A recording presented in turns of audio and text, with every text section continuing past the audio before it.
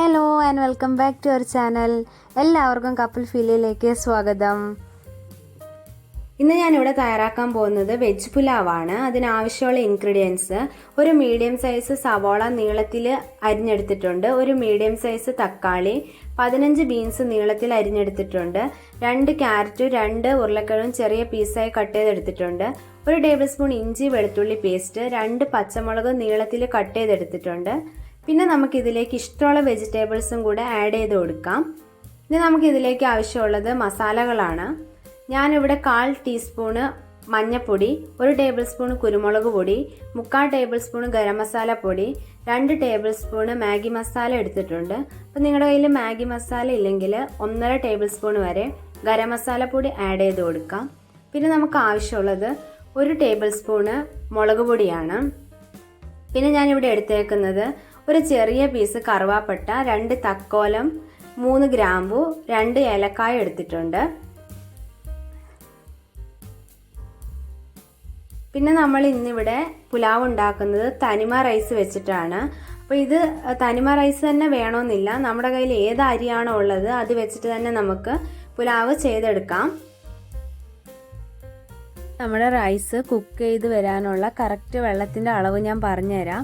1 glass അരിക്ക് 2 glass വെള്ളമാണ് നമ്മൾ ചേർത്ത് കൊടുക്കുന്നത്. അപ്പോൾ നമ്മൾ ഏത് ഗ്ലാസ്സിലാണോ അരി എടുക്കുന്നത് അതേ ഗ്ലാസ്സിൽ തന്നെ വെള്ളം എടുക്കുക.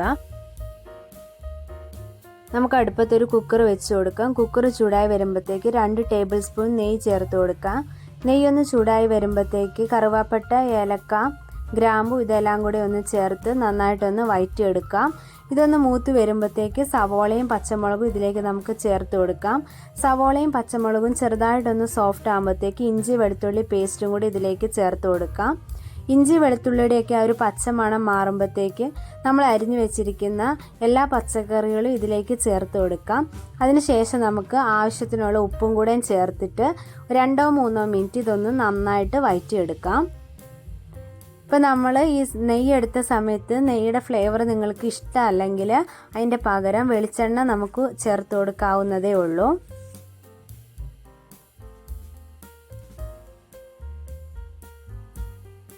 നമുക്കിതിലേക്ക് നമ്മൾ നേരത്തെ എടുത്തു വെച്ച പൊടികളെല്ലാം ചേർത്ത് കൊടുക്കാം. പൊടികളുടെ എല്ലാം ഒരു പച്ച മണം പോകുന്നത് വരെ ഇതൊന്ന് നമുക്ക് വഴറ്റി കൊടുക്കാം.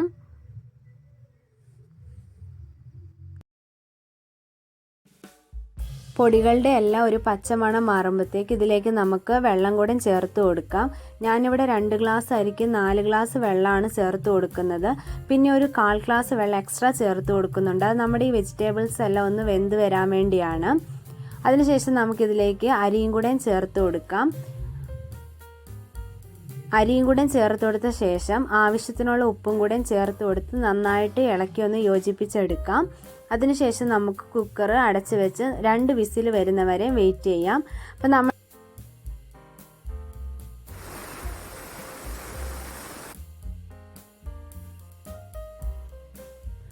ഇപ്പോൾ ഇവിടെ 2 വിസിൽ വന്നപ്പോൾ നമ്മൾ തീ ഓഫാക്കി വെച്ചു. ഇനി ഇതിൻ്റെ ഒരു കംപ്ലീറ്റ് പ്രഷർ പോകുന്നവരെ നമുക്ക് വെയിറ്റ് ചെയ്യാം. അതിനുശേഷം നമുക്കിതൊന്ന് തുറന്ന് നോക്കാം. അപ്പോൾ ഇവിടെ നമ്മുടെ പുലാവ് റെഡി ആയിട്ടുണ്ട്. അപ്പോൾ നല്ല രീതിയിൽ നമുക്കിത് വെന്ത് കിട്ടിയിട്ടുണ്ട്. നിങ്ങൾക്ക് കാണുമ്പോൾ തന്നെ മനസ്സിലാവും ചോറൊന്നും ഒട്ടി പിടിക്കാണ്ട് കുഴഞ്ഞൊന്നും പോവാണ്ട് നല്ല രീതിയിൽ നമുക്ക് വെന്ത് കിട്ടിയിട്ടുണ്ട്. അപ്പോൾ ഇത് നല്ല എളുപ്പത്തിൽ നമുക്ക് ചെയ്തെടുക്കാൻ പറ്റുന്ന ഒരു വെജ് പുലാവാണ്. അപ്പോൾ ഇത് നമുക്കിനി ഒരു പാത്രത്തിലേക്ക് മാറ്റാം.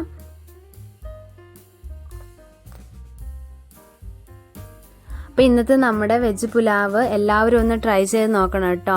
ട്രൈ ചെയ്ത ശേഷം നിങ്ങളുടെ അഭിപ്രായങ്ങൾ കമൻ്റായിട്ട് അറിയിക്കുക. പിന്നെ ഇതിൻ്റെ മുകളിൽ നമുക്ക് കുറച്ച് മല്ലിയിലയും മുന്തിരിങ്ങയൊക്കെ നമുക്ക് ചേർത്ത് കൊടുക്കാം. അപ്പോൾ നിങ്ങളുടെ കയ്യിൽ മുന്തിരിങ്ങ അണ്ടിപ്പരിപ്പൊക്കെ ഉണ്ടെങ്കിൽ മാത്രം ചേർത്ത് കൊടുത്താൽ മതിയാവും. ഇല്ലെങ്കിലും നല്ല ടേസ്റ്റായിട്ട് നമുക്ക് കഴിക്കാൻ പറ്റുന്ന ഒരു വെജ് പുലാവാണിത്. അപ്പോൾ എല്ലാവരും ഒന്ന് ട്രൈ ചെയ്ത് നോക്കുക. പിന്നെ നിങ്ങൾക്ക് ഇഷ്ടപ്പെട്ടിട്ടുണ്ടെങ്കിൽ ലൈക്കും ഷെയറും ചെയ്യാൻ മറക്കരുതേ. അതേപോലെ ഇതുവരെ സബ്സ്ക്രൈബ് ചെയ്യാത്ത ആരെങ്കിലും ഉണ്ടെങ്കിൽ ഒന്ന് സബ്സ്ക്രൈബ് കൂടെ ചെയ്യണം കേട്ടോ. മറ്റൊരു പുതിയ വീഡിയോ ആയിട്ട് വരുന്നവരേക്കും